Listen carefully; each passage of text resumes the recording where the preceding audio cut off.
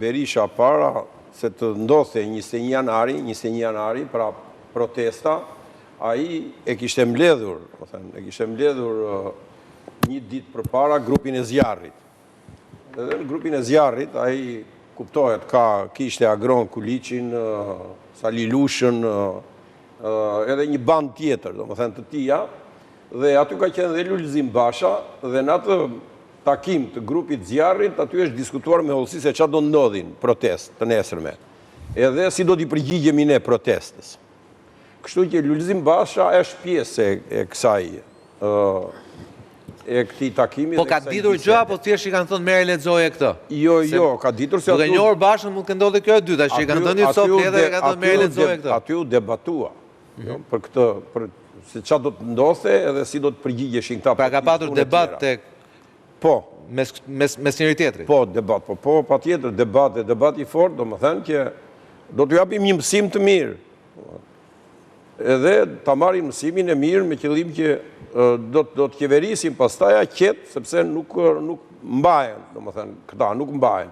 Edhe protesta e nesërme kishin marrë sinjale edhe nga shërbimi informativ kombëtar që do të jetë shumë masive, edhe mund të ketë edhe akte dhune, domethënë nga protestuesit.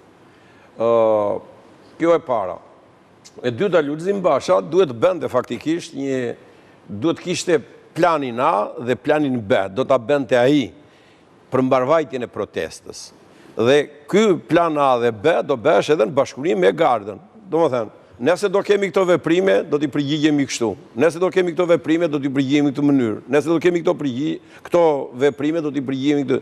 Pra duhet ish plani detajuar dhe i nënshkruar nga ana e atia dhe komandantit Gardës. Dhe nëse do na dali situata jashtë kontrollit, do të përgjigjemi, domethënë me këto masat tjera plus e tjera. Kjo nuk ekziston, nuk është një materialitet që e kish për detyrë ligjore ta bënte. Dhe kjo bëhet për çdo lloj proteste e tjera. Plani masave. Që do një plan masash.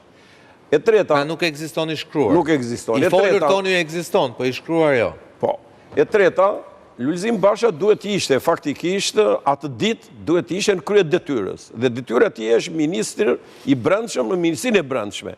Ai nuk jenë Ministrinë e Brendshme, por ishte pjesë e Sali Berishës dhe këtij grupit zjarrit dhe ka qarkulluar gjithkohën në kryeministri. E kemi parë në Taras. Dhe komandonte e tjera me radhë në Taras. Jam shumë i sigurt me të vërtetë kjo puna e komandës, po okay. Kush komandon në kryeministri për vetë? Jo, kur ishte lart them ato komanda janë se ai vetë kishte marrë detyrat dhe veta. Pyetja ime. Pra, ai avokat se Arbrin do e kemi edhe për më pak kohë se ju jeni në pjesën tjetër. Arbër, fakti që dikush dëgjon. Nuk është pjesë, po dëgjon. Diçka që ka ndodhur, e inkriminon atë për moskallëzim krimi, apo... Tani ti marrim gjërat me radhë.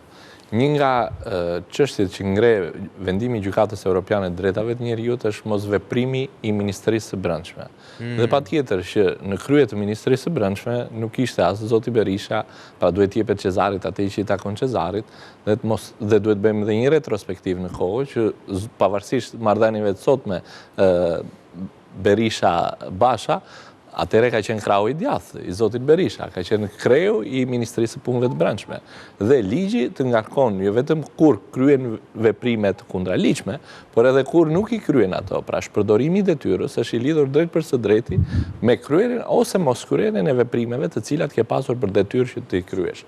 Pra thënë ndryshe, unë besoj që zoti Basha ka përgjegjësitë e veta, qoftë edhe me mos veprim, qoftë edhe me mos kryerjen e veprimeve të duhura, por qoftë edhe me veprime të cilat kanë degraduar më pas në humbjen e jetëve njerëzore.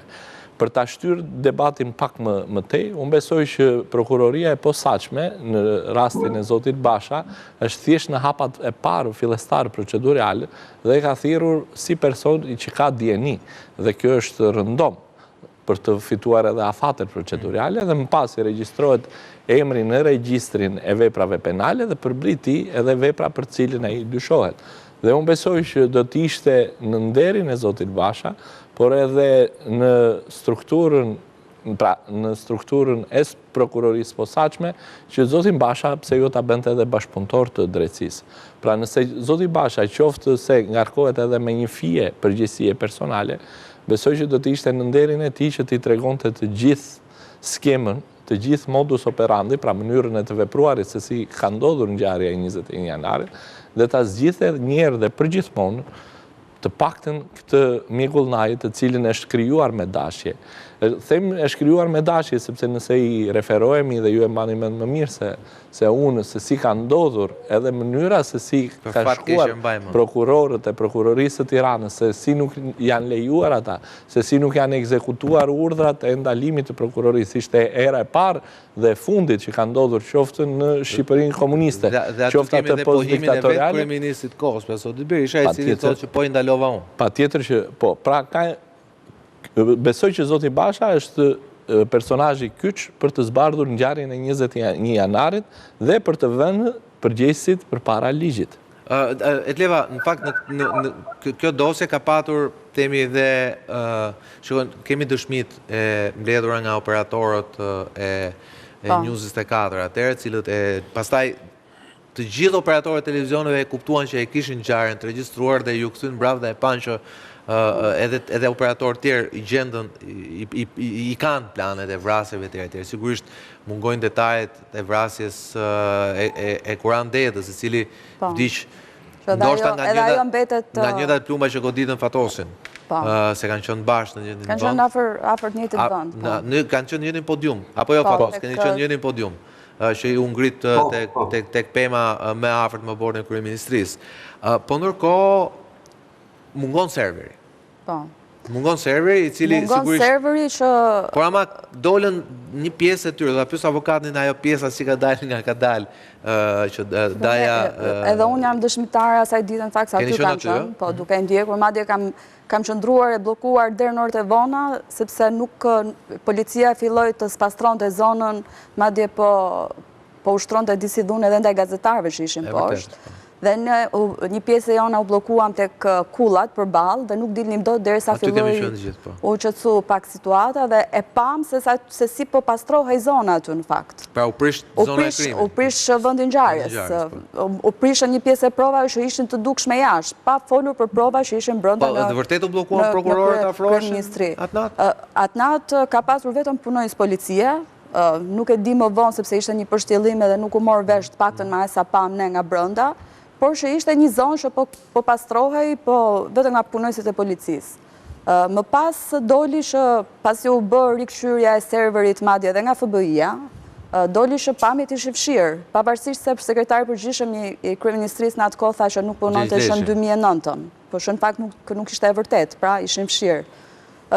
Dhe shumë prova tjera, dhe fshirën e provave, fshirën e serverit e thot edhe vendimi i gjykatës, që thot prokuroria, organi i akuzës në Shqipëri nuk ka verifikuar siç duhet çështjen e serverit, të provave, çështjen e fshirjes dhe pastrimit të vendit të ngjarjes, nëse janë marrë siç duhet provat në vendin e ngjarjes, nuk janë fiksuar siç duhet shenjat e plumbave që janë në kangjullat e kryeministrisë që janë në lartësinë e trupit të njeriut, pra që nuk është qelluar në ajër siç pretendohej, por janë qelluar drejt turmës dhe nuk është analizuar siç duhet faza paraprake e përgatitjes, pra në raste dhune ose në raste se protesta do të përshkallëzonte, që të përdoreshin armë jo vdekjeprurse.